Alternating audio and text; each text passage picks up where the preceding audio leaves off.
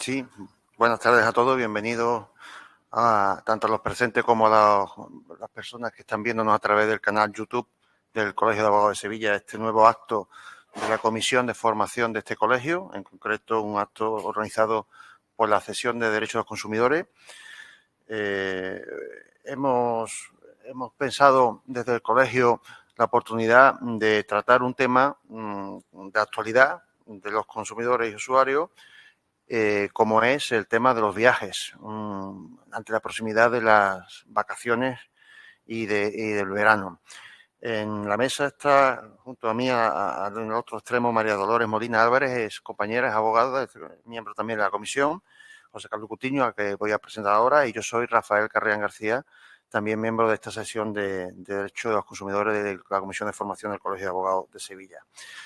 Simplemente recordar que esta sección de Derechos Consumidores es una sesión nueva que ha empezado a andar este año, porque el colegio ha tenido a bien tratar esta materia jurídica que antes pues no tenía una sección específica. El pasado 24 de abril tuvimos nuestro primer acto tratando temas bancarios de mucha actualidad, como fueron los gastos hipotecarios, la comisión de apertura y las costas procesales. Y como digo, siempre tratamos de exponer asuntos de actualidad y de interés general, evidentemente dentro de la materia del consumo. Y hoy toca el tema de vacaciones. Como he dicho, el ponente va a ser don José Carlos Coutinho Riaño. Él es abogado en ejercicio, licenciado en Derecho por la Universidad de Sevilla, es compañero. Esta es su casa, no tengo que decírselo, él lo sabe de sobra. Él es experto en consumo, lleva desde el año 93 trabajando en esta materia. Ha desempeñado puestos de responsabilidad tanto a nivel jurídico como institucional en diversas organizaciones de consumidores y usuarios. Ha sido miembro del Consejo de Consumidores de Andalucía, del Consejo Andaluz de Consumo y del Consejo Económico y Social de Sevilla, y actualmente es delegado y portavoz en Sevilla y en Andalucía de la Organización de Consumidores y Usuarios OCU. El acto va a ser, la estructura del acto es muy sencilla, va a ser primera la exposición de José Carlos, y después va a haber un turno de preguntas para que sometáis a su consideración aquellas cuestiones que creáis de interés o sobre las que tengáis algún tipo de duda. No sé si Mariló, que va a ser la que vamos a moderar, quiere añadir algo más a mi presentación, o directamente va a pasar la palabra a José Carlos. Pasa la presentación, fundamentalmente decir que es un placer contar con José Carlos Coutinho Riaño, que tiene, bueno, me consta, que tiene una amplia trayectoria en la defensa de los derechos de las personas consumidoras y usuarias, y seguro que su exposición pues, nos va a brindar valiosas estrategias de cómo tratar pues, los problemas que nos encontramos a la hora de realizar un viaje o de contratar algún alojamiento. Todos sabemos que organizar un viaje o contratar un alojamiento pues nos genera unas grandes expectativas, o por lo menos unas expectativas, ¿no? que esperamos, y se da en numerosas ocasiones una frustración de esas expectativas porque lógicamente nos encontramos con incumplimientos, cancelaciones, abusos.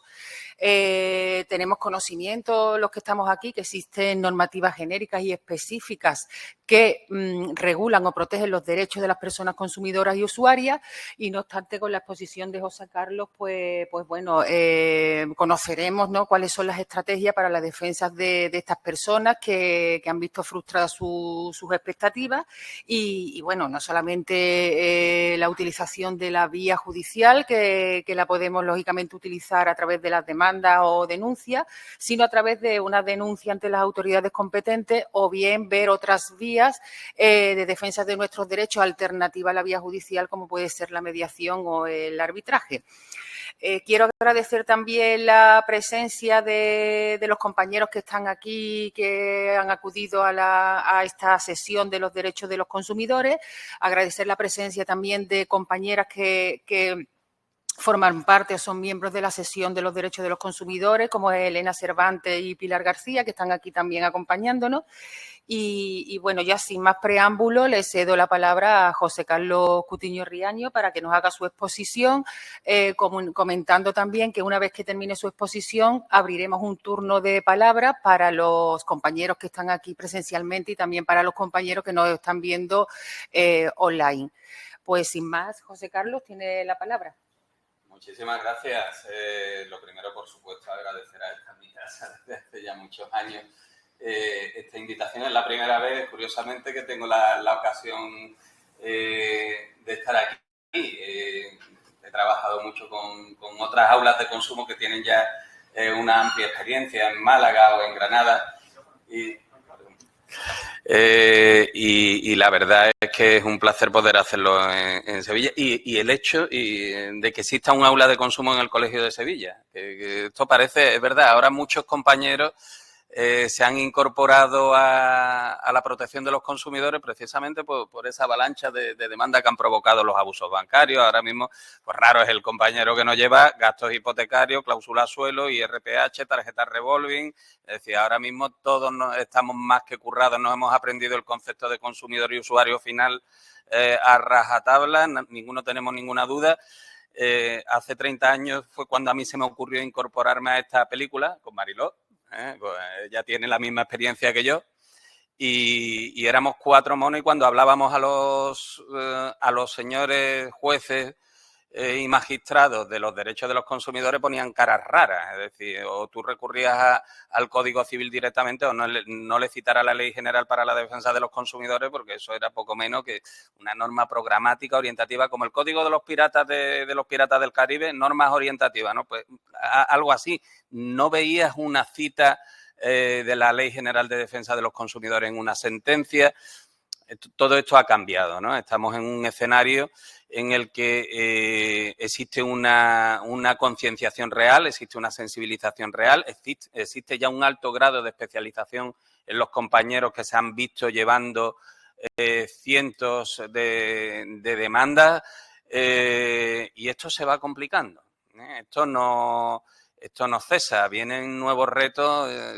Tuve el otro día la ocasión de reunirme por razones de, como decía el compañero, llevo la portavocía y las relaciones institucionales de la Organización de Consumidores y Usuarios de OCU en Andalucía y tenía ocasión de sentarme con el gerente de la Agencia Digital de Andalucía y nos pusimos a hablar de inteligencia artificial aplicada al ámbito del consumo y salías con una sensación de terror absoluta, ¿no? De lo que se nos puede, el escenario que se nos puede abrir en cuanto a abusos, estafas, engaños. Bueno, hay un escenario real de desarrollo del derecho relacionado con la protección de los consumidores que probablemente se va a ir haciendo más complejo y más atractivo. ¿Por qué no? Y a veces hasta económicamente rentable, ¿no? Porque con las macrodemandas y estas cosas hemos aprendido que incluso se podía casi vivir de las demandas relacionadas con la protección de los derechos de los consumidores. Hoy me planteaban los compañeros hablar, y además estamos en la fecha, ¿no? De los problemas relacionados con las vacaciones, de los productos de viaje, de los productos turísticos, de los productos vacacionales. Algo que a nosotros en la Organización de Consumidores realmente nos ocupa mucho tiempo y mucho esfuerzo. De hecho, comentaba, vengo ahora mismo de grabar un programa para Canal Sur que se emite el domingo, media hora hablando de problemas que pueden tener los usuarios en vacaciones, dando consejos para tratar de prevenirlos, de evitarlos, cómo reclamar, etcétera, etcétera, ¿no? Esto ahora mismo, evidentemente, es nuestra prioridad, ¿no? Por lo más perentorio que tenemos. Y es que realmente también aquí el escenario se ha hecho mucho más complejo. Ya no hablamos de la contratación de servicios turísticos, de viajes con los operadores tradicionales, aerolíneas, compañías ferroviarias, compañías de autobuses, alquileres de coches, hoteles y poco más, ¿no? Ya estamos hablando de la contratación a través de plataformas cuyas responsabilidades no están claras, con agentes y operadores que no sabemos dónde están, ni los conocemos, cerrar pasajes y billetes de avión a través de plataformas pues tipo, por ejemplo, eDreams o similares que no sabemos exactamente qué responsabilidad asumen sobre las circunstancias que puedan afectar a esos vuelos que contratamos. Nos encontramos además en un escenario en el que determinadas prácticas abusivas se consolidan y se convierten en normales, no sabemos muy bien hasta cuándo. Nos encontramos ante hechos consumados de que, con independencia de lo que digan las administraciones o los jueces, determinadas prácticas se dan y solo tienen la opción de viajar tragando o no viaja. Y tenemos además operando en terrenos que hasta hace poco le eran ajenos, pues a los operadores tradicionales, ¿no? A las agencias de viajes, que ya tienen más del 60% de su negocio online, o los propios establecimientos de todo lo que es el alojamiento hotelero, que ya también funciona de esa manera. El escenario se ha vuelto un poquito salvaje. Hemos aprendido a viajar después de la pandemia. Todos estábamos locos por salir y conocer el mundo y encima nos encontramos con vuelos baratos, con plataformas que nos permiten alquilar un apartamento en Katmandú, y aparentemente todo es muy sencillo. Todo es muy sencillo. Tu tarjeta de crédito, la plataforma adecuada y contratas absolutamente todos los servicios que necesiten. Incluso te ofrecen los servicios accesorios y te puedes ir con las excursiones contratadas, todo el paquete hecho desde tu casa y además haciéndolo tú, sin que intervenga un operador profesional como puede ser una agencia minorista o mayorista. Entonces, esto realmente está generando una cantidad de incidencias, de reclamaciones. Nosotros básicamente como OCU, no sé si conocéis cómo funciona. OCU es una organización ya muy antigua, ¿no? Está desde el año 75 trabajando en España. Su órgano más conocido es la revista Compra Maestra, pero es una organización que, aunque no tiene una estructura orgánica en Andalucía ni en Sevilla, nosotros lo que tenemos son delegaciones. Es decir, yo lo que llevo una delegación con una oficina, pero sí tenemos más de 20.000 socios en Andalucía, más de 5.000 creo que son ahora mismo en Sevilla y realmente tenemos una actividad muy intensa de asesoramiento, de recepción de reclamaciones, de tramitación, porque nosotros básicamente lo que tratamos es de asesorar primero, de atender después una vez que se produce el problema, de mediar en caso de que no exista una atención adecuada al socio o cliente y de derivación hacia los cauces de resolución adecuados si no somos nosotros directamente capaces de solucionarlo con los operadores, ¿no? Y como decía, ahora mismo todo lo relacionado con el sector turístico, sobre todo aerolíneas y plataformas, está generando una casuística importante. Yo voy a referirme fundamentalmente a tres bloques. Es decir, por un lado, lo que es propiamente el engaño, la estafa, centrándome sobre todo en un sector que ahora mismo es el más vulnerable a este tipo de prácticas, que es el de las plataformas de alquileres turísticos. Por otro lado, quiero hablar también de lo que son prácticas abusivas. Básicamente voy a hablar de compañías aéreas, porque esto sí que da para un expediente de sancionador como el que le acaba de caer a 4 compañías y pocas son, ¿no? Y luego sí quiero hablar de cómo está ahora mismo el marco regulatorio en materia de agencias de viaje, paquetes turísticos. Es decir, podríamos hablar de lo que son estafas, lo que son prácticas abusivas y lo que son simples incumplimientos contractuales, que son muy habituales, aunque también se dan algunos casos, no sé si habéis oído últimamente, alguna agencia de viajes que ha cerrado llevándose el dinero de los viajes contratados, no sé si era entre Almería y Málaga, estaba el tema, pero bueno, no es lo habitual en ese ámbito. Decía que quería empezar por lo más grave, ¿no? Lo más gordo, porque realmente están empezando a ser relativamente frecuentes los casos que nos llevan de estafas, de engaño a través de plataformas de alquiler turístico. Os decía antes, ahora mismo podemos contratar un alojamiento turístico en cualquier lugar del mundo, sin problema, Booking, TripAdvisor, la que queráis. Nos ofrece un alojamiento turístico, una estancia hotelera, un Airbnb, por supuesto, las plataformas de alquiler. Podemos encontrar un alojamiento en cualquier lugar del mundo.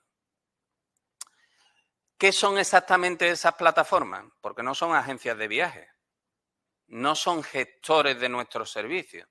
De entrada, además, te lo suelen dejar relativamente claro, son simples tablones de anuncios que ofrecen determinados servicios accesorios vinculados al producto que anuncian. Es decir, ellos no tienen en principio por qué asumir, aunque algunas lo hacen, ojo, hay determinados portales que en caso de que se den incidencias con tu alquiler responden buscándote otro, incluso te ofrecen productos similares respetándote precios, haciéndote compensaciones y tal, pero hay algunos que son meros portales, mil anuncios, para que nos entendamos, mil anuncios que es la página de anuncios por palabra de un periódico antiguo. ¿Qué es lo que pasa cuando estamos en este entorno y nos encontramos, que es muy, muy frecuente, con anuncios falsos? Esto está siendo cada vez más habitual, clonar fotografías de apartamentos, ofrecerlos en distintas ubicaciones y además con condiciones bastante competitivas, bastante atractivas para que además haya una tentación inmediata de picar, entrar, contactar con el proveedor, porque en definitiva la plataforma es un intermediario, te pone en contacto con el supuesto propietario o explotador del alojamiento y lo primero que hace es decirte que a partir de ahora hables con él por el WhatsApp que te va a dar y que si quieres reservarlo que le hagas una señal a través de una transferencia bancaria ajena a la plataforma, porque claro, la plataforma responde de sus sistemas de pago, de su sistema mediante tarjeta, pero este tipo de práctica inmediatamente lo que hace es sacarte del circuito. Yo he tenido un caso hará un par de semanas. Encuentran un apartamento muy coqueto en la zona más interesante de Copenhague para, no sé si era septiembre o octubre, para una semana. Comparativamente era barato, aunque salía, no sé si eran más de 2.000 euros para 4 personas. Inmediatamente, bueno, mire usted, para consolidar la reserva necesito que me hagan una transferencia y le dan una cuenta de un banco de Lituania. A esta persona no le extraña absolutamente nada, bueno, porque está operando evidentemente fuera de España, pueden tener la cuenta en Lituania, en Estonia o en Polonia, no extraña. Evidentemente, después de realizar la transferencia no vuelve a saber absolutamente nada, el propio portal te dice que esa reserva ha sido cancelada porque ya no trabajan con ese operador.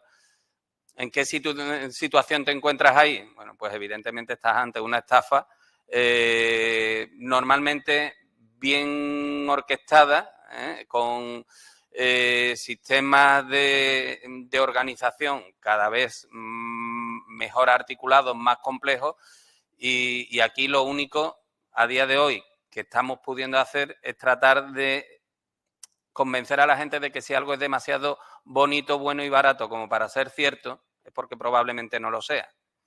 Entonces, tratar de buscar elementos que permitan identificar este tipo de prácticas. Desde luego hay uno definitivo. Es decir, en el momento que te piden dinero fuera de la plataforma, ya te están enseñando la patita de que probablemente lo que hay detrás es un fraude. Esto la gente no lo suele tener claro y muchas veces prima más el atractivo del producto que te están ofreciendo que realmente la prudencia que sería necesaria, hombre, sobre todo cuando le vas a adelantar 1.500 euros, que no es que te vaya a arruinar, pero que no deja de ser, probablemente las vacaciones si te las arruine porque si es el presupuesto que tenía te lo has fastidiado ya, ¿no? Entonces, este tipo de cuestiones parece mentira, pero se da con una frecuencia bastante alta. Nosotros estamos pidiendo una regulación más exhaustiva de la responsabilidad de los portales en este tipo de casos. Entendiendo que lo lógico sería, pues por poneros un ejemplo análogo, conocéis en el tema de prácticas de phishing, de disposiciones fraudulentas de cuentas bancarias, tarjetas de crédito y tal, tenemos una ley de servicio de pago que en su artículo 10 establece la responsabilidad prácticamente objetiva de la entidad financiera cuando se trata de una operación no autorizada por el cliente. Y a esa operación no autorizada por el cliente podemos equiparar las autorizadas mediante engaño porque el consentimiento es nulo y por lo tanto no están autorizadas desde el punto de vista de aplicación del Código Civil. Bueno, pues aquí lo lógico sería plantear situaciones similares. Es decir, usted está viviendo de un portal donde usted no es capaz de filtrar quién accede a realizar ofertas y usted se está lucrando bastante con este tipo de actividad, qué menos que responda ante el usuario de posibles prácticas ilegales de la comisión de posibles delitos utilizando precisamente su plataforma. Hay algunas que lo están entendiendo razonablemente bien hasta que llega el momento de que las transacciones económicas se han producido fuera de la plataforma. Ahí es verdad que resulta difícil predicar incluso esa responsabilidad objetiva porque precisamente lo primero que te dice la plataforma es que no operes de esa manera.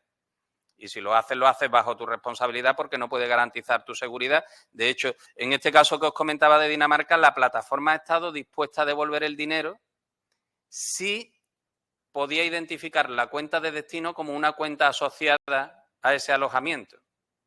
¿Qué es lo que pasa? Que el alojamiento está clonado, no era la cuenta que estaba asociada a ese, y ha dicho que no. Y va a ser muy difícil trasladarle cualquier responsabilidad a la plataforma. A día de hoy nosotros sí entendemos que dentro de lo que es la operativa propia de la plataforma, aunque se identifique como mero intermediario, existe una responsabilidad que es exigible llegado el caso judicialmente. Es decir, usted está garantizando, ¿qué es lo que garantiza? Bueno, pues en principio la seguridad de los medios de pago y que usted va a tener ese apartamento. Es decir, como mínimo le deben de ofrecer algo análogo, de características similares y, por lo tanto, si no lo hace, le sería reclamable. ¿Qué hacemos con los que directamente se anuncian como meros intermediarios? No tenemos ahora mismo una cobertura legal para ello. Si no ofrece servicios accesorios, si se limita exclusivamente a exhibir esos anuncios, pues lo que os decía antes, la responsabilidad del periódico en los anuncios por palabra, cero.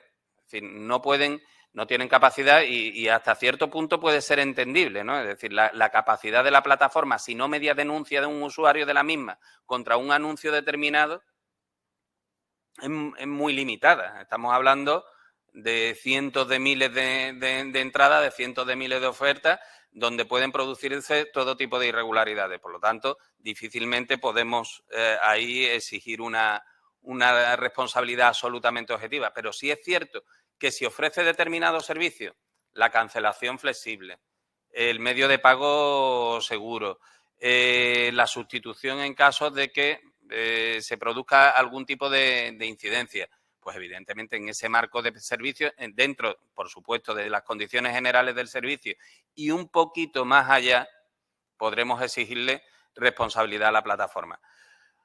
El problema es que, ya digo, a día de hoy la mayor parte de las situaciones de fraude se sacan del circuito y la gente pica y ahí lo que hay, pues, evidentemente, son responsabilidades penales por fraude de señores que no sabemos dónde están, que resultan tremendamente difíciles de identificar porque además pueden estar en el espacio de la Unión Europea o pueden estar en Extremo Oriente. No sabemos desde dónde estarán operando, con lo cual no deja de haber ahí un riesgo evidente. Sí es cierto que las plataformas sí tienen una responsabilidad sobre la custodia de datos y también sobre la custodia de los medios de pago que se le proporcionan, de los datos relacionados con los medios de pago. Nosotros, de todas formas, ahí recomendamos siempre la utilización de tarjetas monedero, de tarjetas recargables. Es decir, estamos en un momento en que no hay un sistema blindado en la red. Sí. Se ha hackeado al Banco de Santander, a Air Europa, a Decathlon, a la Dirección General de Tráfico. Es decir, aquí ahora mismo, a Iberdrola. Es decir, estamos hablando de un volumen de datos y de información apabullante. Evidentemente, cada portal es responsable de la custodia de esos datos y los daños que se deriven, porque evidentemente quien hackea los sistemas para obtener estos datos, lo que están buscando es munición para luego desarrollar unos aparatos que disparan en abanico para todo lo que se menea. Ahora mismo yo creo que si algo compite con el tema banca, con el tema compañías aéreas en materia de reclamaciones, de denuncias y tal, son los fraudes online. Phishing, vishing, smishing, spoofing, sourcing, yo ya me pierdo, ¿no? Porque además se van sofisticando cada vez más y evidentemente esos datos asociados a nuestras tarjetas, a nuestros medios de pago, si damos ya una cuenta bancaria para una transferencia, pues mejor se lo ponemos, asociado además a nuestros hábitos de consumo, a determinada información personal que se pueda adquirir, incluso de los propios chats, de las comunicaciones. Es que estamos hablando de exponer absolutamente toda la información que podemos volcar en un momento dado a través de esos canales. Esa información procesada, combinada además ahora mediante sistemas de inteligencia artificial que ya están al alcance de cualquiera, generan un potencial defraudador brutal. Evidentemente, son responsables en la medida que podamos acreditar que el perjuicio que podamos sufrir puede derivarse directamente de ese acceso, de esa falta de protección adecuada de nuestros datos, ¿no? Por lo tanto, tenemos ahí un terreno realmente complejo, muy amplio. Nosotros, evidentemente, como organización de consumidores, no solemos recurrir a la vía penal, entre otras cosas, porque aquí lo único que puedes hacer es poner una denuncia a la policía, que te va a decir que esos casos, normalmente, lo que te suele decir es la gente que toma, usted, esto no hay quien los pille. Lo mismo que te dicen cuando es un caso de phishing, cuando es el timo del hijo en apuro, cuando es el papá ha perdido un móvil, mándame un Bizum, ¿no? Realmente es complicado y la denuncia lo único que nos sirve es de base para justificar que al menos ha denunciado para poder luego ejercitar acciones civiles contra quien pueda ostentar algún tipo de responsabilidad. En el caso de las plataformas, además, normalmente tienen ubicación, las más utilizadas, pues tienen o ubicación en la Unión Europea o tienen compromisos con, igual que los grandes marketplaces, con la Comisión Europea para responder y además sabéis que la competencia territorial para formular demandas cuando el demandante es consumidor o usuario es la de su domicilio. Luego, otra cosa será la ejecución si al final al que estamos demandando es al propietario de una finquita en Bangkok, ¿no? Va a ser evidentemente otro problema, pero al menos contra la plataforma en ejercicio de su responsabilidad sí nos podremos dirigir siempre desde el partido judicial de nuestro cliente. Este es quizás el sector que más riesgo está generando en lo que se refiere a fraudes, estafas y utilización fraudulenta de datos. Otro sector evidentemente problemático, decía antes, que en cuanto a las prácticas abusivas está siendo el de las compañías aéreas. Ahora mismo lo que tenemos, bueno, sabéis que hace muy poco tiempo, ahora 3 semanas, se ha hecho pública una sanción administrativa contra 4 compañías aéreas, si no recuerdo mal, Ryanair, EasyJet, Vueling, la cuarta no me acuerdo. No se ha hecho un desglose claro de cuáles han sido las sanciones, a quiénes ni por qué. Se ha dado la cifra total y lo que sí se ha establecido es cuáles eran las conductas infractoras que se habían considerado. Estamos hablando básicamente del cobro de las maletas en cabina, un clásico, del cobro de la elección de asientos, del cobro del check-in en el aeropuerto, de la emisión de billetes físicos en el mismo aeropuerto y de la no admisión de pagos en efectivos tanto en el aeropuerto como en los propios vuelos. Bueno, pues nos encontramos aquí con que la Administración de Consumo viene a refrendar lo que han dicho ya los tribunales previamente. Curiosamente, estamos al revés de lo que suele suceder. Normalmente siempre las administraciones de consumo sancionan y son luego los tribunales de justicia, normalmente a través de la resolución de los recursos contenciosos administrativos contra esas sanciones, quienes terminan consolidando determinadas doctrinas, jurisprudencia sobre determinadas prácticas abusivas. Aquí estamos en un terreno en el que ya existían antecedentes judiciales. En el caso, es verdad que son jurisprudencia bastante menor, pero, por ejemplo, en el tema de las maletas en cabina, existía, nosotros hemos venido haciendo valer una sentencia desde el juzgado de lo mercantil, creo que era la sentencia de 17 de junio de 2022 del juzgado de lo mercantil número 1 de Madrid, que ya había dejado meridianamente claro lo que otros habían dicho y además lo que había planteado ya en su momento el Tribunal de Justicia de la Unión Europea, que el derecho a portar una maleta en la cabina era un derecho consustancial que va vinculado al propio pasaje. Es verdad que luego las compañías pueden determinar las dimensiones de la bodeguita, y que no hay manera de acertar. Te tienes que ir a la más chica. Si quieres que te quepan todos los vuelos, creo que era 55 por 22, no, 55 por 35 por 20. Esa es la que te cabe en todos lados.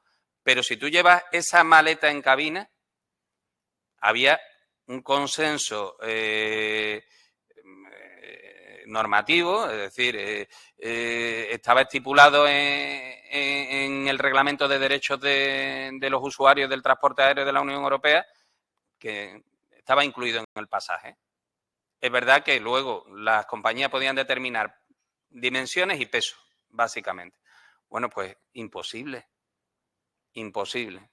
Esto ha sido una práctica habitual, sobre todo de las compañías low cost, que fueron las que empezaron haciéndolo, el cobrar pues importes que pueden ir desde los 7 euros hasta los 70, 90 euros hemos llegado a verlo.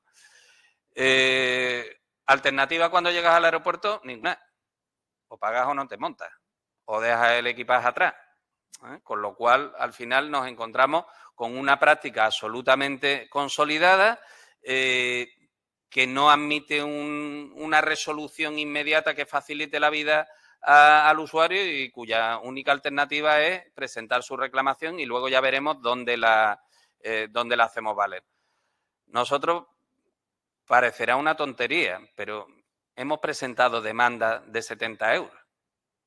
Bueno, y no es una tontería. Es decir, sabéis que esto además no requiere representación letrada ni de procurador. Nos vamos al procedimiento de juicio verbal, le damos a la gente el modelito del Consejo General del Poder Judicial, donde no tiene que volcar ningún tipo de argumentación jurídica, sino simplemente hacer una relación de los hechos, aportar la documentación justificativa y decir cuánto reclama, y con eso, sin necesidad de vista, tienes una resolución.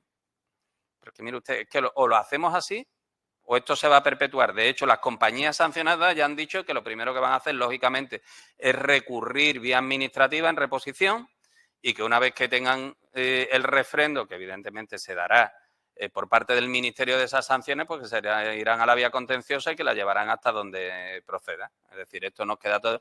Y que por supuesto, mientras tanto, van a seguir cobrándolo, Con lo cual, pues lo único que nos queda es eso, presentar demandas, esas demandas. Aquí invertimos un poco esa idea tradicional de que, mire usted, yo no reclamo porque no sirve para nada. Bueno, cuando hacemos eso, cuando presentamos esa demanda, el que ni siquiera se persona es el operador aéreo. Le sale más caro personarse con representación letrada, que ellos sí la necesitan, evidentemente, que allanarse o simplemente esperar en rebeldía a que el juez directamente establezca su obligación y luego, bueno, pues consignan, pagan pagan los intereses que se le impongan, no hay costas. Bueno, pues al menos por ahí podemos ir generando la apariencia de que realmente la ley se cumple, porque realmente a día de hoy no se está cumpliendo. Esto viene acompañado de otra serie de prácticas abusivas que os comentaba antes, que es que además es curioso en la resolución administrativa, en la nota de la resolución, porque la resolución no se ha hecho pública, se habla de que este tipo de actuaciones por parte de las aerolíneas tienen también un sesgo anticompetitivo, porque impiden que el usuario de entrada conozca el coste real del servicio y no le permite compararlo con los de otros operadores. Y por ahí también se ha incrementado la sanción. Y es que es verdad, es decir, tú te encuentras un viaje que te ponen 25 euros y ahora resulta que vas a tener que pagar por elección de asiento, que además cuando vas con personas vulnerables, niños, menores de edad, personas mayores, personas con cualquier tipo de discapacidad, es que necesitas llevarlo al lado. Son los más perjudicados porque otros, pues pueden, oye, tú te sientas en un extremo, yo me siento en otro de la cabina y no hay problema, pero es que son precisamente aquellas personas que necesitan una asistencia, una vigilancia, un apoyo, las que se van a ver obligadas sí o sí a pagar esa plaza. Y eso es lo que se sanciona especialmente, no el mero hecho de la elección de plaza. Pero claro, es que eso va engordando el precio. Pero es que mire usted, luego resulta que el check-in en la aplicación no funciona nunca. Tienes que hacerlo en el aeropuerto, 40 pavos más. Pero es que luego resulta que te dicen que es que tienes que imprimir la tarjeta de embarque, que no te la has podido descargar y la tienes que imprimir ahí y te cobran 20 pavos por la impresión. Es decir, al final el viaje de 20 euros, de 25 euros, se te ha puesto en 150, 175, 250 euros, que no tiene absolutamente nada que ver con el producto que tú habías adquirido. Si encima llegas y tienes que pagar por meter la maleta en la cabina, pues entonces el problema pues, es evidentemente más claro. Este ahora mismo es un caballo de batalla más para las organizaciones de consumidores, más para la administración. Bueno, el usuario, evidentemente el que viaja mucho, pues esto le puede resultar mucho. El que viaja de manera esporádica, pues normalmente lo que quiere es hacer su viaje, quitarse de problemas, pone la hoja de reclamaciones. Cuando le dices que se tiene que ir al juzgado, al registro del decanato, a presentar por triplicado la demanda de juicio verbal con toda la documentación y tal, tiene el recorrido que tiene, ¿no? Pero no podemos dejar de hacerlo. Sí es más frecuente que se presenten las demandas relacionadas con las cancelaciones de vuelo, cancelaciones y grandes retrasos. Ahí, si sabéis, tenemos un reglamento europeo, el 261/2004, que establece en los casos de retrasos, de grandes retrasos, con una serie de parámetros, con una serie de horquillas en función de la distancia del vuelo, que establece unas indemnizaciones automáticas con independencia de otros daños y perjuicios que se puedan generar, ¿no?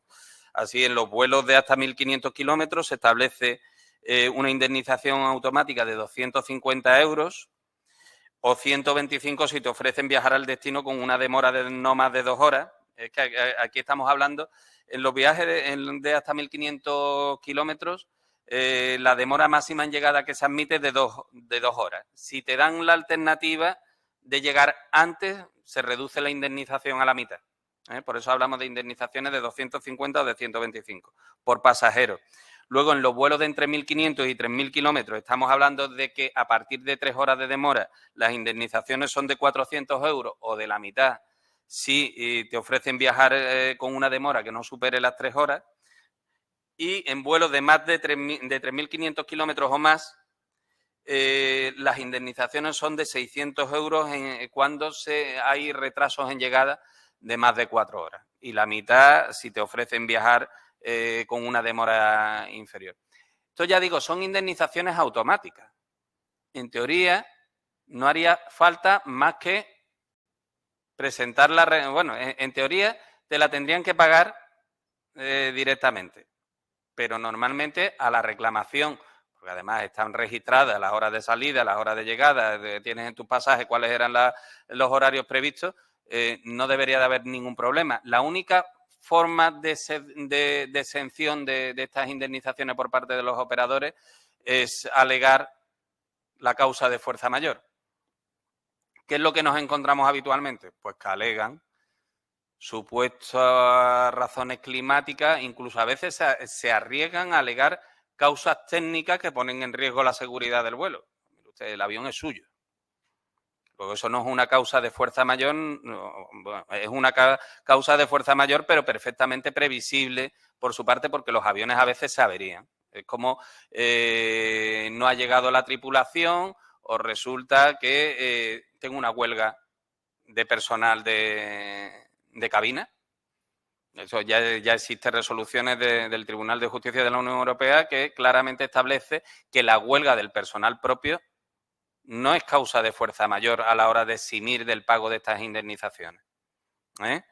Otra cosa es que te pille, como ha pasado, mire usted, se han puesto de huelga los controladores de todo el espacio aéreo francés y yo voy a Bruselas. Mire usted, no es culpa de su compañía, es culpa de los controladores franceses. La compañía estará obligada a devolverte el importe del pasaje, dentro de lo que cabe a proporcionarte soporte, manutención, etcétera, en función de las circunstancias en las que te deje y ofrecerte incluso alguna alternativa, pero no está obligada al pago de la indemnización, que solo se paga cuando existe una responsabilidad propia, entendida de la manera más objetiva y amplia posible. Esto de alegar causas de fuerza mayor fue muy normal en la pospandemia. De hecho, antes de que se habilitara el sistema que os comentaré ahora, la única alternativa que teníamos, desde luego, no era recurrir entonces a la Agencia Española de Seguridad Aérea, a la AESA, que es el organismo competente en materia de regular y controlar la actividad de las compañías aéreas en nuestro país. No existía esa opción, que ahora sí existe, y entonces la única alternativa era la de la demanda judicial. También os digo, nos hemos hartado de poner demandas de menos de 2.000 euros por vuelos cancelados supuestamente por razones sanitarias. Porque estamos hablando de la pospandemia, la movilidad se iba reactivando poco a poco, que era lo que hacían las compañías, habilitaban una serie de expediciones y luego, en función de la ocupación y tal, se les salían rentables, no les salía rentable, veían cómo rentabilizarla acumulándola una a otra, se cargaban 2 vuelos y dejaban uno solo, ¿no? Ese tipo de cuestiones fueron bastante habituales e inmediatamente se alegaban las causas sanitarias. No, se habían levantado ya las restricciones, no estaban alegando una restricción concreta de, mire usted, que el destino es en este aeropuerto y precisamente en esta región de la Lombardía resulta que se ha decretado el confinamiento. Pues no ha pasado nada de eso, ¿verdad? Entonces ustedes tienen que indemnizar porque no existe la causa de fuerza mayor. Ahí hemos presentado muchísimas demandas y ahí sí hemos tenido mucha experiencia de allanamientos, cuando no de incomparecencia directamente de la parte contraria y de abono de esas indemnizaciones. Ojo, cuando hablamos del reglamento europeo, se aplica a los vuelos con salida en la Unión Europea o operados por compañías domiciliadas en la Unión Europea. ¿Qué quiere decir esto? Que aunque un vuelo tenga destino en la Unión Europea, si sale de fuera del espacio comunitario y se opera por una compañía no europea, en principio no es de aplicación este reglamento. Ayer tuve el caso, vuelo de Cathay Pacific, Tokio-Madrid con escala en Hong Kong. Llegan a Hong Kong, hacen la escala, despegan, a las 2 horas tienen que volverse porque tienen un problema de pérdida de combustible, pierden 11 horas hasta volver a salir para España. Se presenta la reclamación. La compañía alega no estar obligada al pago de los 600 euros por pasajero, que es lo que correspondería, porque el vuelo parte de país extracomunitario y está operado por compañía extracomunitaria. ¿Qué es lo que vamos a hacer? Amparándonos en una sentencia de un juzgado de lo mercantil Sabéis que ha cambiado también la competencia, antes eran los juzgados de lo mercantil, esto ya está en los juzgados de lo civil. Había una sentencia muy similar contra la misma compañía de un vuelo Phuket-Madrid con escala en Hong Kong.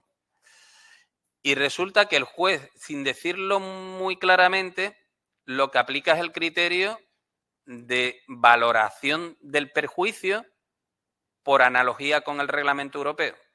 Me explico. A un vuelo que no está en el ámbito del reglamento europeo, lo que se le aplica es el Convenio de Montreal. El Convenio de Montreal no tiene este tipo de indemnizaciones automáticas, sino que establece una responsabilidad máxima. No recuerdo ahora mismo, son 4.800 derechos especiales de giro, porque aquí lo que se utiliza es el derecho especial de giro, que luego tiene un cambio aleatorio, no aleatorio, es como una divisa y tiene sus cambios variables con respecto al euro. Entonces, lo único que dice el Convenio de Montreal, tanto, por ejemplo, en temas de retrasos, cancelaciones, como en pérdida de equipaje, es que la responsabilidad de la compañía tiene un determinado límite, pero no establece esas indemnizaciones automáticas.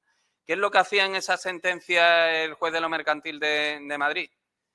Pues básicamente decir, mire usted, yo tengo claro que aquí hay un incumplimiento del contrato por parte del operador, por razones que no son de fuerza mayor. Es una circunstancia técnica que la empresa tiene que prever y de la que tiene que responsabilizarse. Evidentemente, un perjuicio hay cuando tú llegas con 11 horas, con 24 horas, sin necesidad de acreditarlo, porque la normativa europea admite que existe una responsabilidad objetiva valorada de una determinada manera. ¿Por qué no voy a entender que ese perjuicio sea equiparable al que establece el reglamento europeo? Y lo que hace es obligar a la compañía a indemnizar en las mismas cuantías que aplica el reglamento europeo, aunque no le sea el reglamento directamente de aplicación, porque considera, en su estimación del daño, considera una referencia válida lo que la propia Unión Europea ha determinado para sus viajeros, para sus usuarios, en los casos en los que tiene esa competencia.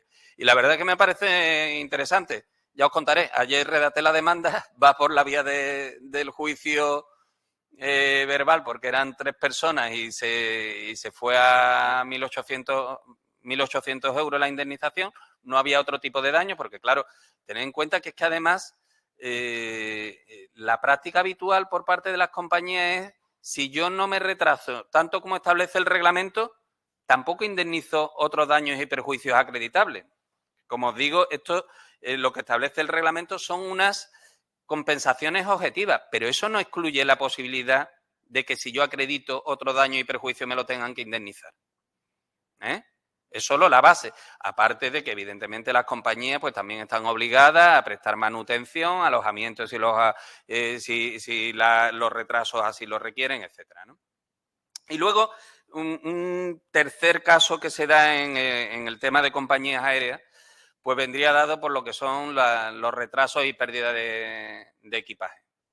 Ahí esto sí que es una casuística tremendamente frecuente, que a veces genera problemas de prueba, sobre todo cuando se trata de deterioro de maletas, porque claro, no hay un inventario previo, no hay un examen previo de la maleta, aunque teóricamente una compañía no debería de admitir un equipaje defectuoso. Es decir, si tú ves que va a embarcar una maleta que presenta determinados problemas, pues oye, no la embarques, niégate a embarcarla o deja constancia de las condiciones en las que se embarca, porque si no, al final el responsable es el porteador, es la compañía. Bueno, la responsabilidad en este caso está limitada a 1.200 euros, se considera el equipaje perdido a partir de 21 días de retraso y el retraso se indemnizaría de manera proporcional a esos 1.200 euros, es decir, cada día se prorratearían esos 1.200 euros entre los 21 días hasta que se considere definitivamente perdido. Y esta es la casuística más habitual con las compañías aéreas. El tema de los equipajes, curiosamente, hubo una época que era muy normal, no en transporte aéreo, sino en transporte por carretera. Y además era una cosa muy doméstica en época de vacaciones. No os podéis imaginar la cantidad de equipaje que se han robado en las paradas de Sevilla a Matalascañas. Eso ha sido tremendo. Yo recuerdo, porque eso lo veíamos en la Junta Arbitral de Transporte. Yo fui vocal de la Junta Arbitral de Transporte de Sevilla unos cuantos años y casi todo lo que nos llegaban eran pérdidas de equipaje. Y en aquella época se podía llevar hasta 30 kilos y la responsabilidad estaba limitada a 2.000 pesetas por kilo de equipaje. Ahora eso ha cambiado, se establece unos límites bastante cortos. Creo recordar que eran 500 euros en corta distancia y hasta 1.200 euros en viajes de larga distancia o comunitarios, pero no se establece ningún parámetro. Y es verdad que el equipaje en bodega no se factura, no se pesa, no se acredita de ninguna manera y teníamos auténticos problemas de prueba a la hora de decidir qué indemnizaciones dábamos. Y recuerdo que hubo uno que provocó, si conocéis cómo funciona el arbitraje de transporte, es obligatorio para las empresas del sector, salvo que expresamente excluyan este sistema de resolución extrajudicial de conflictos.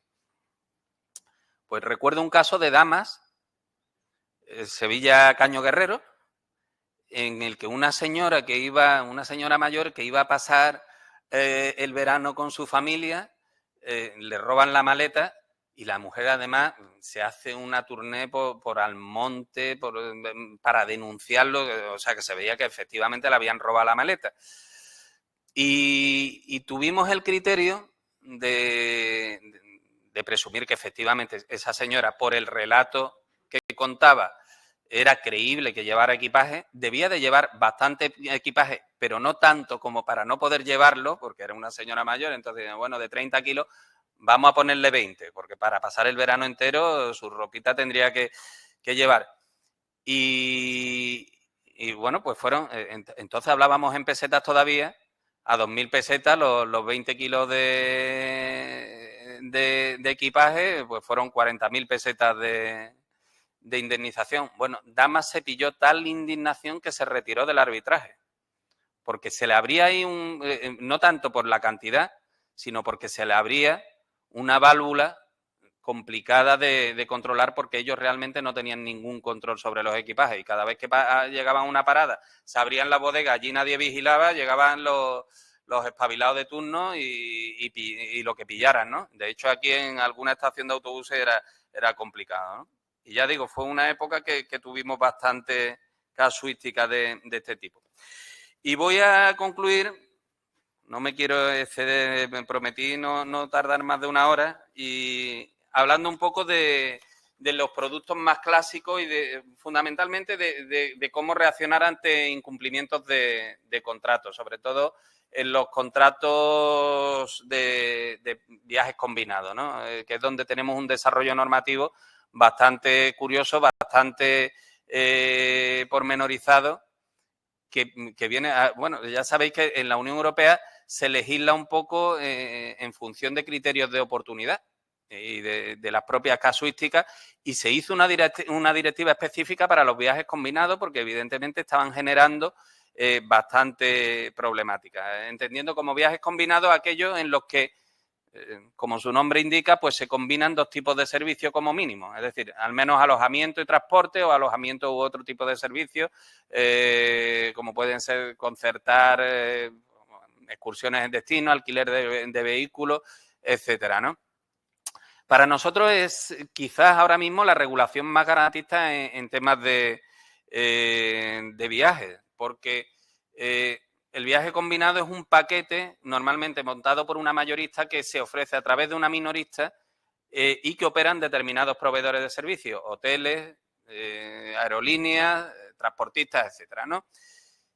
Todos tienen responsabilidad. Es decir, nosotros cuando algo falla en ese paquete de servicios, pues normalmente lo que recomendamos, lo primero, reclámale directamente al proveedor, que ha llegado y el hotel que se suponía que era un hotel de 4 estrellas en primera línea de playa, resulta que está, como nos hemos encontrado alguna vez, en medio de una obra descomunal, que aquello parece las playas de Normandía en el desembarco y no tiene ni vista al mar. reclama en el establecimiento, procura llevar siempre un contacto de un delegado de la mayorista que te pueda habilitar una alternativa, porque están siempre obligados a proporcionarte o lo que te han prometido o un servicio de análogas características o superiores en las mismas condiciones de precio y siempre que el usuario lo acepte. Bueno, pues reclama allí, reclama luego en el minorista y que el minorista dirija la reclamación al mayorista. Aquí, además, en Andalucía tenemos un régimen de garantías de las agencias de viajes que están obligadas a tener seguro de RC de hasta 900.000 euros. En 3 bloques de 300.000 según las responsabilidades que se cubren frente a los usuarios, con lo cual, digamos, que ahí hay cierta cobertura. Luego te encuentras situaciones, comentaba antes, pues creo que era una agencia minorista, creo recordar que ha sido en Almería, ha salido el caso hace un mes, que ha desaparecido con unas hartas de dinero de un montón de gente que había contratado sus viajes y no había contratado viaje ninguno. Directamente había ido a la faltriquera y ha salido por piernas y al parecer es la segunda vez que lo hace. O sea que ya le tiene cogida práctica al tema. Pero normalmente lo que le decimos a la gente, oye, contrata con agencias registradas, tienen que tener su número de registro. Si haces contratación online, hombre, no es que las opiniones sean palabra de Dios, pero normalmente orientan. Si eres un poquito fino filtrando esas opiniones, pues puedes saber de qué pie cojean y lo normal es que contratar a través de ellas sea relativamente seguro. Y sobre todo porque además tiene unas mejores condiciones para cancelar el servicio. Y esto os lo explico. Si vosotros contratáis por un lado el vuelo y por otro lado el hotel, por ejemplo, algo que podemos hacer ya cualquiera fácilmente a través de eDreams, de Booking, de TripAdvisor, de Airbnb. El primer problema que vamos a tener si queremos cancelar es que los vuelos no nos lo cancelan, a pesar de que en la normativa se establece el derecho del usuario a cancelar. Pero aquí no cancela ni Dios. Es que ni cambiar el nombre es que como te metan una falta de ortografía en el nombre del viajero con las consecuencias que puede tener en un momento dado para poder acceder al vuelo, cambiarlo te lo cobran. Algo que está expresamente prohibido, ¿no? Es decir, ese tipo de circunstancias en un viaje combinado no funcionan de la misma manera. ¿Por qué? Porque, entre otras cosas, el usuario puede cancelar el viaje con una penalización razonable y esto es un poquito complicado. Antiguamente se establecían unas cantidades según la antelación con la que comunicábamos la cancelación del viaje. Ahora no. Ahora lo que tienes es la posibilidad de exigir a la agencia que te justifique la parte que te va a retener porque sean unos gastos ya ineludibles. Y ahí hay una bueno, está el tema de los gastos de gestión de la agencia, que también lo tendrían que justificar, pero sobre todo te van a tener que acreditar que ya ha tenido que efectuar determinados pagos que además no puedes recuperar para poder retenerte parte de esas cantidades. Aparte, bueno, algunas cuestiones que son también interesantes en relación con el viaje combinado, porque suelen generar cierta casuística, son los cambios de... Normalmente cuando haces una reserva con bastante antelación, pues no es raro, ya sabéis que los carburantes siempre suben en época de vacaciones. Bueno, pues la intención de subir el precio del paquete porque ha subido el precio de los carburantes, porque ha cambiado el cambio de moneda o razones X derivadas de la guerra de Ucrania, de la posible invasión de Taiwán, inmediatamente te lo repercuten. Bueno, eso la normativa expresamente prevé que esos cambios solo sean posibles si están en el condicionado del contrato que te han ofrecido y siempre que responda o bien a cambios en los precios del combustible, a las tasas o impuestos aplicables sobre los servicios contratados o a cambios en los tipos de cambio de moneda. Son las únicas 3 razones que te pueden suponer una repercusión en el precio y te lo tienen que notificar en todo caso con una antelación mínima de 20 días antes de la realización del viaje. Si no, no sería admisible. Y yo creo que no había nada más así que quisiera contaros de entrada. Ponerme a vuestra disposición para cualquier pregunta, cualquier consulta y nada, oye, agradeceros mucho vuestra atención y lo que me podáis aportar, que es de vuestra experiencia, que seguramente será tan válido como lo que yo os pueda contar. Nada más, muchas gracias.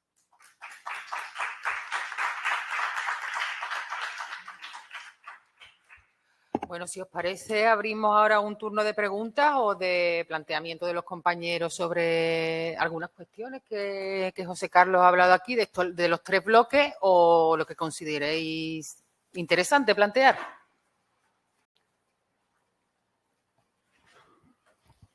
Buenas tardes, muchas gracias por todo. Antes ha utilizado una expresión y era: no hay alternativa, o pagas o no te montas. Y a ese o pagas o no te montas, si no fuese en vuelo, quizá le llamaríamos extorsión. Entonces, quería saber si desde la OCU se había alguna vez intentado perseguir a algún cargo directivo de algunos de estos tipos de compañías con esas prácticas. Se había intentado alguna vez acudir a la vía penal por extorsión, porque realmente tiene nombre en el Código Penal, es violencia o intimidación a cambio del pago de un precio, para el pago de un precio. Entonces, me gustaría saber eso, si se había intentado alguna vez. Nosotros no lo hemos intentado. Yo creo que ahí habría que ver determinadas circunstancias, porque es que puede llegar a ser dramático el no poder embarcar, porque nos lo estamos planteando en términos turísticos, pero podemos estar pensando en alguien que tiene que venir de Tailandia por una urgencia familiar y no tiene saldo, no tiene una tarjeta de crédito, está viajando en condiciones precarias y se ve realmente, en este caso, coaccionada, ¿no? Extorsionada a la hora de hacerlo. Evidentemente, cuando además sabemos que se trata de una práctica reconocida como ilegal, ¿no? Aquí el problema es que para nosotros los temas penales, te hablo desde la perspectiva de una organización, salvo cuestiones de salud pública, porque ahí sí, por las consecuencias, vamos, básicamente, por el hecho de lesiones o muertes que se puedan dar, o salvo situaciones muy... Te puedo recordar, por ejemplo, nos metimos en una acción penal en el tema de la absorción. La compra por €1 del Popular por el Banco de Santander, por el perjuicio que se causaba a los accionistas y para que al menos se investigaran las posibles circunstancias en las que se había podido producir una transacción como esa. No solemos meternos, siempre vamos por vía civil. Ya bastante problemas nos generan los pleitos civiles, sobre todo cuando nos metemos en acciones de carácter, lo que son acciones colectivas en defensa de intereses difusos de los consumidores. Ahora tenemos un ejemplo, ¿no? Estamos con el cártel de vehículos. ¿Conocéis de qué va la historia del pacto de precios entre marcas en distintas etapas, más o menos entre 2006 y 2013, que ha afectado a casi todas las marcas que operan en España, que son prácticas anticompetitivas, que la sancionó la Comisión Nacional de Mercados y Competencia, refrendó las sanciones el Tribunal Supremo, y ahí nos estamos metiendo solo en un caso ha sido curioso. Hemos conseguido que la Dirección General de Tráfico nos dé los datos de todos los compradores de Renault, de la única marca, no nos lo han dado de ninguna otra. Se lo pedimos tanto a Hacienda como a la Dirección General de Tráfico, solo nos han dado la de Renault. En el caso de Renault, hemos hecho un lanzamiento de carta, imaginaros la de gente que ha podido comprar un Renault en 6 años, ¿no? Pues hemos hecho un lanzamiento de carta descomunal porque tenemos que informar a los posibles perjudicados de su condición para que se puedan incorporar y adherir a una demanda en defensa de intereses, en este caso sí determinados, porque le podemos poner nombre, apellido y cuantía a las reclamaciones, pero ha sido el único. En el resto de los casos nos hemos tenido que ir a demandas en defensa de intereses colectivos y difusos, y eso, el gran problema que tenemos es que nuestra ley de enjuiciamiento civil no sabe cómo tratar ese tipo de pleitos, con lo cual tenemos auténticos problemas, no existe una regulación clara de las acciones colectivas en nuestro país y tenemos problemas. Imagínate si ya nos metiéramos por la vía penal sin ser los directos perjudicados. Esto ya sería una feria.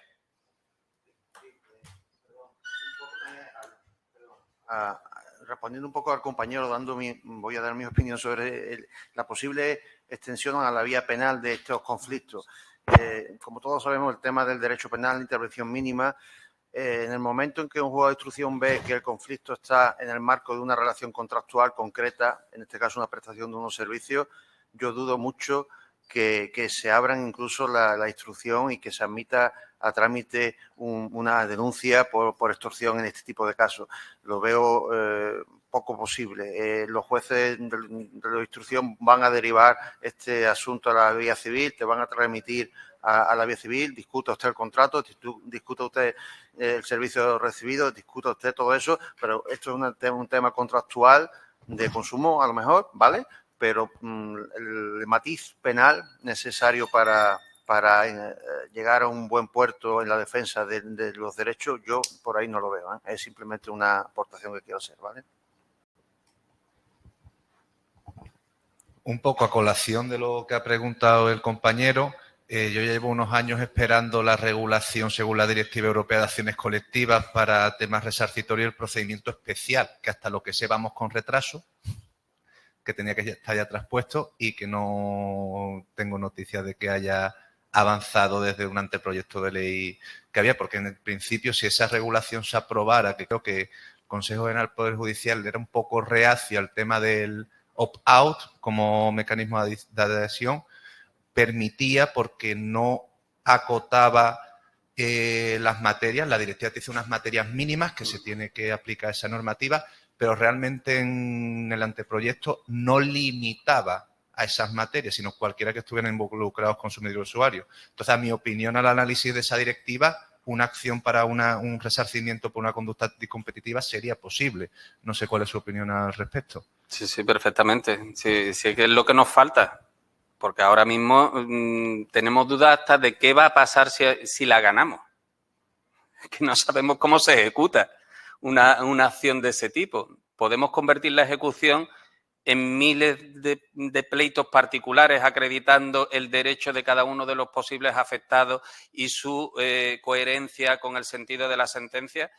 Eso es de loco, pero es que estamos teniendo experiencias, no ya solo con las colectivas de intereses difusos, es que cuando se nos ha ocurrido meternos en demandas acumuladas, en la acumulación subjetiva,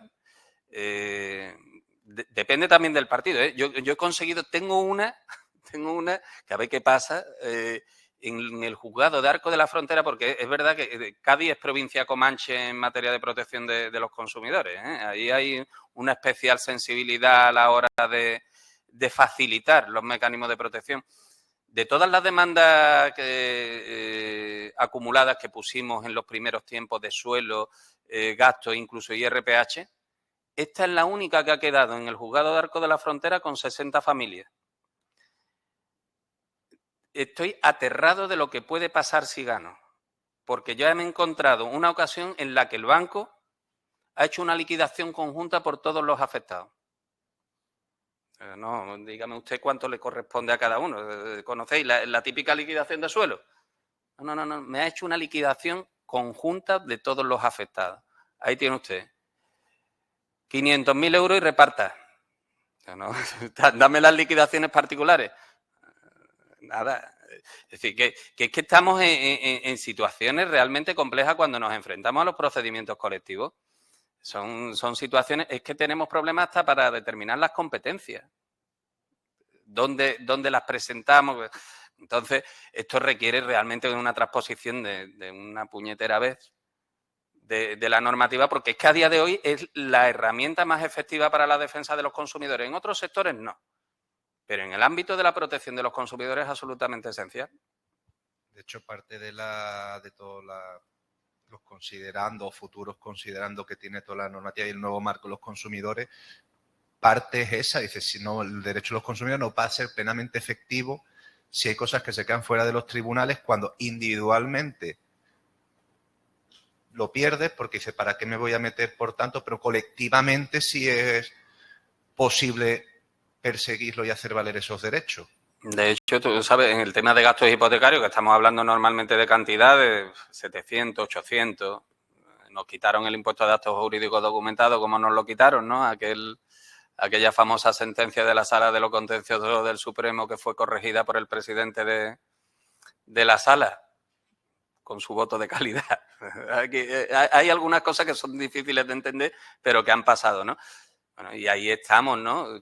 Con demandas de 700 euros tramitadas por procedimiento ordinario con 6 años de retraso, porque no hemos podido presentarla acumulada y porque seguimos sin poder hacer valer de forma conjunta y colectiva lo que ya ha dicho el Tribunal de Justicia de la Unión Europea, lo que ha dicho 18 veces el Supremo, lo que viene diciendo nuestra audiencia por activa y por pasiva, y no podemos hacerlo. Seguimos en pleitos individuales que además lo único que hacen es normalmente colapsar los órganos judiciales.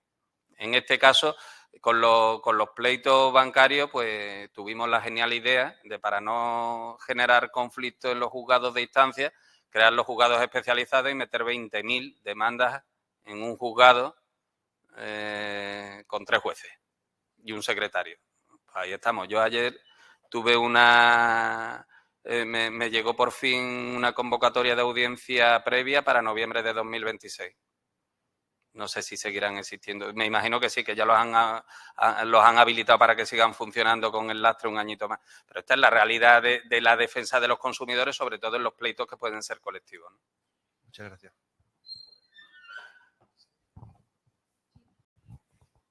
Hola, buenas tardes. Yo es que llego un poquito tarde y le preguntaba a José Manuel si se habría hablado de este tema. El tema de los seguros en los vuelos, que contratas un seguro y para el tema de cancelación.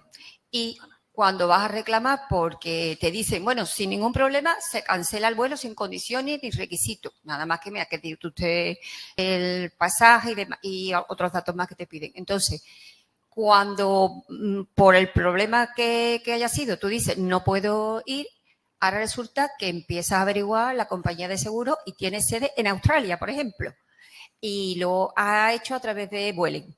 Entonces, ¿cómo reclamas tú realmente contra esa compañía aseguradora? Si hay alguna manera efectiva o te diriges también contra Vueling. ¿Cómo se soluciona en la práctica? Sí que eso se llega a algún sitio después, en la práctica. El primer problema es la cobertura que contratas. Porque esto es una pregunta muy recurrente. A mí me hace mucha gracia porque la gente se viaja y se hace un seguro de cancelación y no se hace un seguro de salud y a lo mejor está viajando al otro lado del charco y ya sabemos lo que cuesta allí el que te rompas un tobillo y te tengan que intervenir. Bueno, pues, y te haces un seguro de cancelación sin mirar. Porque el seguro de cancelación normalmente te lo ofrece el operador, la agencia, bueno, los portales ya te lo ofrecen por sistema. Cuando vas a cerrar la reserva, inmediatamente te ofrece por tanto más, tiene usted un seguro de cancelación. ¿Alguien se ha leído el condicionado general de esos seguros? Porque es que te tienes que morir, ¿eh? Es que si no te mueres no te reembolsan. Y si te mueres te lo van a cobrar tus herederos. Es decir, yo he tenido experiencias surrealistas de personas, oye, que es que tu hijo está ingresado en urgencia y tal, y no, es que tiene que implicar riesgo de muerte, y el riesgo de muerte, ¿quién lo valora? O sea, ha ingresado un niño de 9 años, ha ingresado en un hospital con un dolor abdominal de narices y puede ser una peritonitis. No, es que luego ha sido una apendicitis nada más. Y de una apendicitis no se va a morir. Entonces, usted quiere que me embarque con el niño en el vuelo, ¿no? Cosas tan absurdas como esas. Pero es que son contratos que están hechos para no pagar. De hecho, bueno, a mí me hacía gracia cuando el tema de la pandemia, Es que uno de los conceptos que estaba expresamente excluido eran las catástrofes y calamidades naturales. Y es que una pandemia lo es. Con lo cual no sirvieron absolutamente para nada. Hace poco tuvimos, ¿os acordáis de las elecciones en julio del año pasado, no? La gente que va a hacer, la gente que tiene contratado sus vacaciones y ahora le toca una mesa electoral. No, que se hagan un seguro. Busca un seguro donde en sus coberturas esté contemplado que no puedes hacer el viaje porque te han llamado a una mesa electoral. Al final te viene por problemas de salud, de especial gravedad, siempre que implique... Ese es el problema. En cualquier caso, ¿a quién le reclama? Si la compañía no está aquí, normalmente para operar aquí tiene que estar bajo la tutela de lo que es la Dirección General de Seguro y Fondos de Pensiones, con lo cual no habría problema para reclamar a través del órgano regulador. Pero siempre vamos a poder también, en la responsabilidad que le corresponde a la agencia, como en este caso no es un mediador, normalmente se le califica como colaboradores, como entidad colaboradora en la comercialización del seguro, pero asume la responsabilidad de informarte y de asistirte para que contrates un seguro adecuado a tus necesidades, ya que lo que te haya dado realmente merezca la pena o no, pero puedes canalizarlo a través de la agencia que te lo vende. Hola, buenas tardes. Mira, yo tenía un par de preguntas. La primera es sobre la cancelación de vuelos y demás. Cuando surge el problema de que tú contratas con una compañía aérea, que a mí me ha surgido, y ahora resulta que uno de los enlaces, que es el que se pierde, lo gestiona otra compañía aérea, tipo grupo, como tiene Iberia con AIG, o cosas por el estilo. A mí me ha pasado eso, que al final... con el que tú has contratado, que tú tenías el vuelo principal, es una, y ellos se lavan las manos diciendo que es fulanito de tal, que le reclamen a ellos. Entonces, ¿hasta qué punto tiene la cobertura ese aspecto en el cual tú contratas con una compañía y ahora resulta que uno de los enlaces lo hace otra? Y es el vuelo que falla y hay un retraso que se debe indemnizar.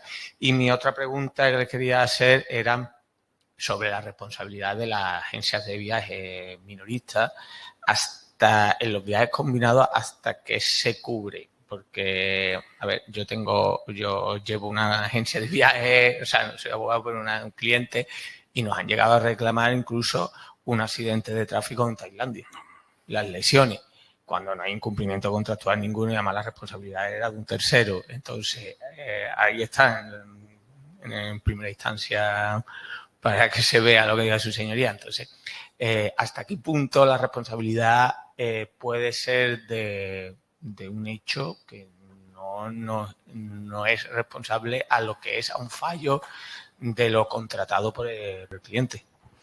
Te empiezo por la segunda parte. La norma establece claramente que en el marco del viaje combinado cada agencia responde por la parte que le compete, es decir, por la parte del servicio que presta. Evidentemente, la agencia minorista al final lo que está vendiendo un producto, normalmente es la mayorista la que tiene que responder por ese paquete. Lo que pasa es que la agencia minorista es la que nos la está vendiendo. Por hacer un símil, es como cuando tú le compras un teléfono al Corte Inglés. Tú, si te falla el teléfono, vas y le pones la reclamación al Corte Inglés, inmediatamente te dicen que le reclames a Samsung. No. Sí. El responsable frente al cliente es el Corte Inglés, porque tú además tienes tu ticket de compra y de pago al Corte Inglés. Pues el Corte Inglés quien tiene que responder con independencia de cómo luego repita. En este caso, pues estamos en las mismas. La agencia de viaje minorista lo que te está vendiendo es un producto que le está ofreciendo la mayorista y tú le vas a reclamar a ella.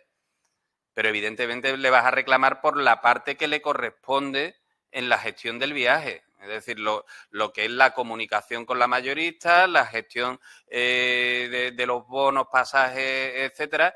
No le puedes reclamar, evidentemente, un accidente en destino. No, incluso no tendría una responsabilidad directa, que sí tendría la mayorista, por los incumplimientos de los proveedores.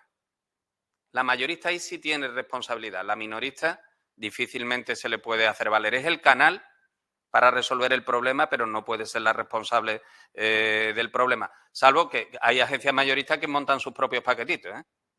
Si es un producto diseñado por ella misma, pues evidentemente ahí sí tendrá que responder también de la identidad del servicio ofrecido con el efectivamente prestado y con el cumplimiento por parte de los proveedores. Y luego, en lo que me decías de los viajes operados, yo ahí lo tengo clarísimo. Yo saco el viaje, por ejemplo, con Iberia en 3 tramos y Iberia decide operarme en la parte central del tramo central con Cathay, y el problema sigue siendo de Iberia. No vale, luego reclámele usted, y de eso sí los hemos tenido. Son relativamente habituales algunos destinos, sobre todo destinos lejanos, que existe mucha operación con otras compañías y sobre todo esto lo hace mucho la portuguesa. Y nos hemos encontrado con alegaciones de ese tipo. No, mire usted, ¿yo a quién le he contratado el viaje? ¿A quién le pago? A ustedes. Lo mismo que ustedes lo operen con aviones propios, con aviones de otra compañía, ahí no debería de haber ningún tipo de... En el caso uno de los casos que yo tuve era de aquí a Australia y el trayecto que había en medio era Qantas, que es una compañía australiana, y ellos dicen que al régimen europeo no se acogen, o sea, al reglamento europeo. Claro, aquí se compró a una compañía europea el billete desde Madrid, creo que era. Madrid, no sé si paraba en Dubái o algo así, de Dubái a Melbourne. Como yo ahí lo tengo claro. Tu contraparte contractual es la compañía española, está sujeta al reglamento y es a quien le has pagado, con lo cual es quien tiene que asumir cualquier tipo de indemnización.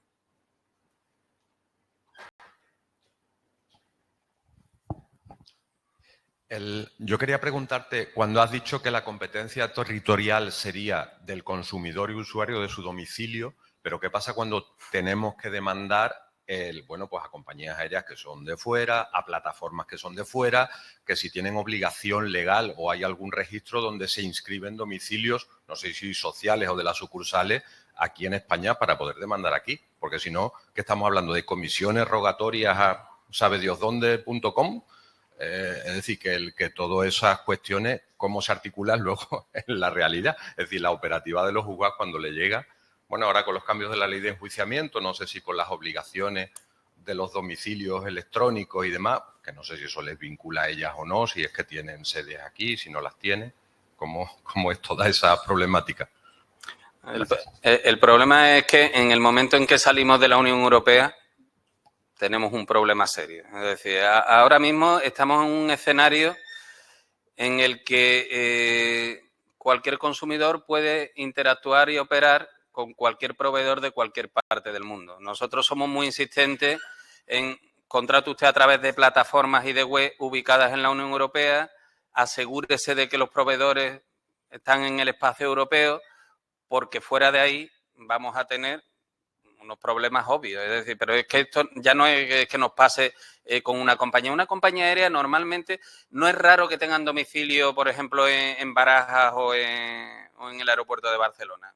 Suelen estar o en Málaga. Siempre suele haber un punto de servicio. Yo me llevé la sorpresa, por ejemplo, con Cathay, que tiene oficinas en España y está registrada en España. Lo único que no entra dentro del ámbito de competencia de la Agencia Española de Seguridad Aérea. Pero claro, que es que este problema lo tenemos ya con cualquier marketplace. Es que esto, comprar a un proveedor en la provincia de Yuan, en China, y pretender que le vas a poder hacer valer la garantía. Aquí ha habido una serie de movimientos por parte de la Comisión Europea para que las propias plataformas establezcan una serie de compromisos, plataformas como AliExpress, Chain, Temu, por supuesto Amazon, para responder dentro de la Unión Europea y asistir como plataforma cuando se les requiera y se les demande en el ámbito de la Unión Europea. pero realmente lo tenemos muy complicado con proveedores no domiciliados aquí y podemos en un momento dado incluso vía exhorto y lo que quieras, rogatorias y tal, puedes demandarlo donde tú quieras, pero luego ejecutar. Es que realmente, y esto es una cuestión también de educación de la gente, es decir, vale que tú puedes comprar hoy a las 2 de la mañana, puedes comprar en Indonesia, pero atente a las consecuencias, que te va a salir allí mucho más barata las botas de baloncesto para tu niño, seguro. Pero que si no te llegan, yo recuerdo esto cuando te metes en los marketplace, hay algunos proveedores que son curiosísimos. Había uno, este creo que fue en AliExpress, decía, en caso de que de lo que usted reciba no se parezca demasiado a lo que ha pedido, estamos dispuestos a negociar el precio. Estamos dispuestos a negociar el precio. Me acuerdo que se pidió era un juego de pendientes, de varios colores y tal, para una niña, un regalito para una niña. Llegó un juego de anzuelos. Digo, hombre, parecido es. Atravesar atraviesa algo, ¿no? Pero, es decir, esto es la anécdota, pero al final es que es el espacio de comercio en el que nos hemos metido. Y las normas, aquí, bueno, yo decía antes con mucha alegría, la competencia del domicilio del consumidor.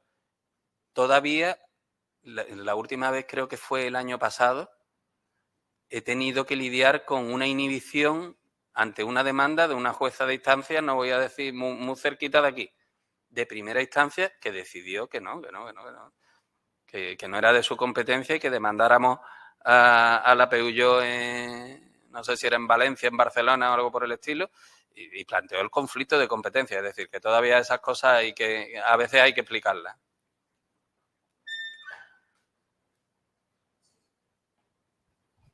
Sí, yo tengo una cuestión respecto a la aplicación del reglamento, y es que tengo ahora mismo un asunto por el cual una persona contrata a través de un intermediario, que es Rumbo, un vuelo. Entonces, él todas las comunicaciones las tiene con Rumbo, con el intermediario, y Rumbo, días previos al vuelo, le dice que el vuelo se ha cancelado.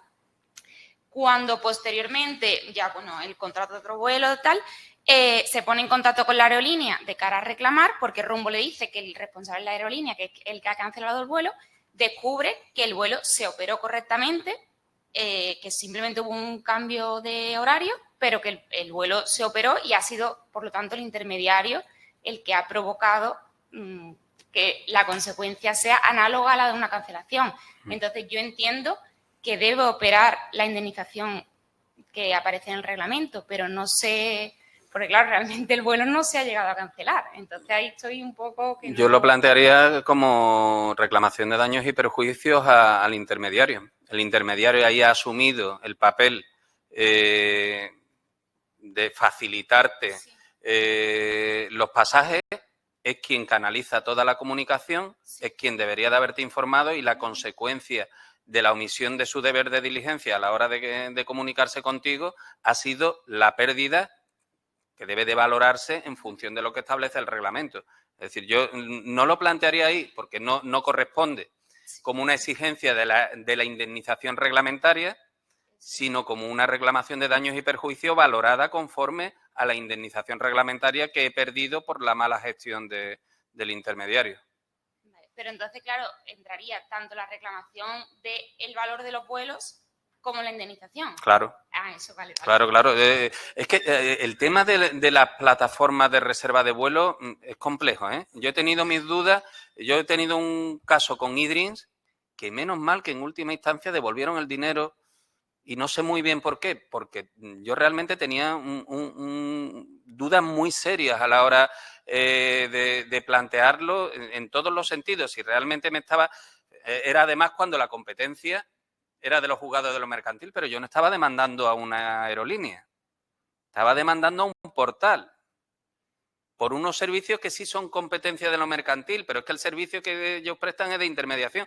Realmente se montan unos conflictos interpretativos en cuanto a la competencia y en cuanto a la forma de la demanda y la acción que realmente estás ejercitando, que son cada vez más complejos. Última pregunta en sala. Sí, buenas tardes. Yo le quería preguntar por la cancelación de un viaje combinado a Jordania, alegando causa de fuerza mayor la semana previa a la realización del viaje por el estallido de la situación bélica entre Israel y Gaza, ya que el recorrido del viaje combinado se realizaba fundamentalmente a escasos metros o kilómetros de la frontera y pedimos la cancelación 8 días antes de que comenzara la prestación, cuando todavía no nos habían dado ni siquiera los billetes de vuelo ni ningún tipo de documento físico del viaje, para intentar que por lo menos nos devolvieran algo de dinero, porque en las condiciones ponía que si cancelabas 7 días previos al viaje te devolvían un porcentaje y si no, pues alegando fuerza mayor para que nos devolvieran toda la cuantía. A lo que nos respondió la agencia que no nos podían devolver absolutamente nada, pero sin justificar ni siquiera los gastos que ellos habían efectuado teóricamente, porque eso, ni siquiera nos habían dado los billetes de avión, que no nos devolvían absolutamente nada. Que como el Ministerio de Exteriores no había dicho que fuera una zona que no se pudiera visitar, porque no estaba la guerra allí como tal, que no se podía hacer nada. Sin embargo, las recomendaciones del Ministerio de Exteriores, los días posteriores a nuestra cancelación y previos a la realización del viaje, ya decía que, por ejemplo, que no se podía salir por la noche en Amán porque había muchas concentraciones multitudinarias que podían ser peligrosas, los cruces de la frontera y algunas carreteras estaban cortadas. En definitiva, que realmente sí iba a tener un impacto negativo en la realización del viaje y además era imprevisible y totalmente diferente a lo que se había contratado en un momento, a lo que se iba a dar si finalmente se realizaba la prestación. Entonces, no sé si a usted se le ha dado en su práctica profesional algo parecido, ya sea con Jordania o con Egipto, o qué tipo de recomendación nos podría dar.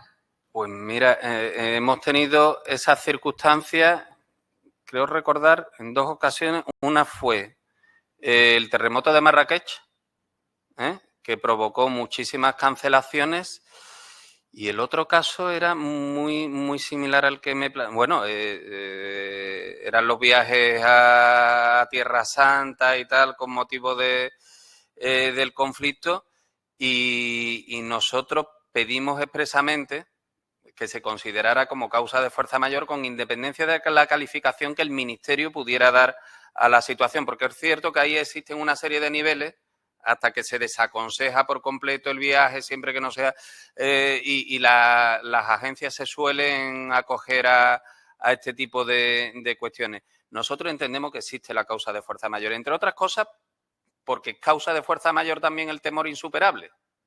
Es decir, es que a nosotros, por ejemplo, con el caso de Marrakech nos estaban planteando, no, si esto ha pasado, se han caído 4 casas en barriadas de Marrakech y sobre todo ha pasado en la montaña. No, es que usted le está diciendo a unas personas que van a tener que estar allí durmiendo en un riad hecho no sé si de adobe o de qué, cuando todavía había réplicas, réplicas de más de 4 y 5 grados, y nos estaban diciendo que no, que allí se podía viajar sin ningún tipo de temor. El temor existe. El temor, en este caso, es una causa de fuerza mayor derivada de un hecho objetivo.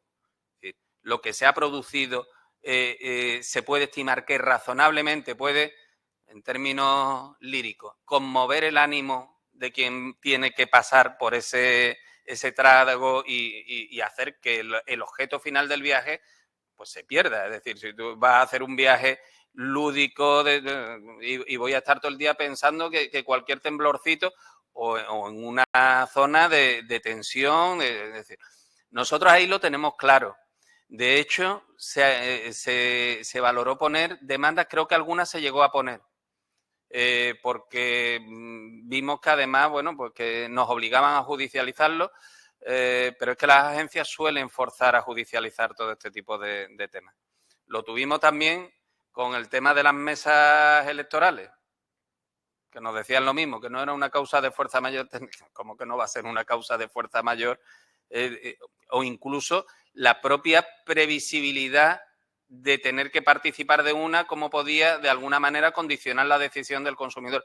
Al final, cualquier elemento que pueda condicionar la decisión que toma el consumidor que le pueda afectar en el desarrollo de esa actividad constituye una causa de fuerza mayor y evidentemente ya sin entrar en lo que es obvio, es decir, en cualquier caso la suspensión tendría que haberse valorado conforme a los gastos que efectivamente fueran de imposible recuperación en función de las circunstancias, pero es que en eso ni entro. Yo entiendo que aquí es una resolución, en vuestro caso es una resolución por causa de fuerza mayor con devolución íntegra. Y además estoy convencido de que cualquier juez lo vería así. Es decir, a mí me gustaría ver la cara de un juez cuando ya vaya el representante del mayorista a decirle, no, mire usted, esta señora lo que tiene que hacer es irse a Jordania en pleno conflicto musulmán-israelí, porque allí no pasa nada y está todo muy tranquilo. Hombre, esas cosas normalmente se valoran y los jueces ahí tienen también bastante más carrete del que parece, ¿no?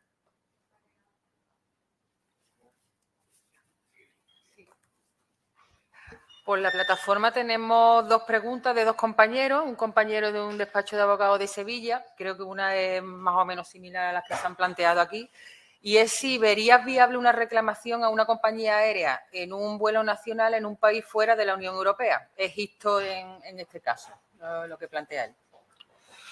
Complicado, porque ahí nos sometemos, salvo que la contratación se haya hecho desde España, y entonces hablaríamos de la responsabilidad del intermediario, que es con quien contratamos directamente. Si se trata de un pasaje adquirido en Egipto para volar en Egipto y con destino en Egipto, tu único ámbito de competencia a la hora de reclamar va a ser Egipto. No hay otra. Otra cosa sería que fuera, por ejemplo, una excursión contratada desde aquí formando parte de un paquete turístico. Entonces estaríamos en el ámbito del contrato celebrado en el territorio de la Comunidad Europea y por lo tanto se aplicaría la normativa comunitaria. Otra pregunta que nos plantea el compañero Enrique es si cree que es exigible el uso de un formulario para reclamar una indemnización por retraso en un vuelo. ¿Sí es? Perdón. Si crees que es exigible el uso de un formulario para reclamar una indemnización por retraso en un vuelo. No. Si existe legalmente. Cualquier comunicación fehaciente es perfectamente válida. Es decir, a la hora de reclamar ni siquiera es exigible la hoja de reclamaciones. Ahí el único elemento que normalmente se utiliza formal en temas de compañía aérea es el parte de incidencia en equipaje. Pero más que nada porque es el que establece determinada información, determinados datos que sirven para identificarlo. Incluso si no lo utilizaras en esos casos, pero dar la información requerida, sería perfectamente válido. ¿Alguna? No hay ninguna pregunta más. No. Vale, estupendo. Bueno, pues nada, agradecer a José Carlos Cutiño su exposición, que ha sido bastante densa, pero muy interesante. Espero que no tengamos que poner en práctica ni por nosotros mismos ni por ninguno de nuestros clientes estos conocimientos. Agradecer también a nuestro compañero César el aspecto técnico de esta ponencia, que sin él hubiese sido imposible. Y bueno, esperamos veros en otros de estos actos de formación del Colegio de Abogados de Sevilla en nuestra sesión de Derecho de Consumo. Muchas gracias a todos. Gracias.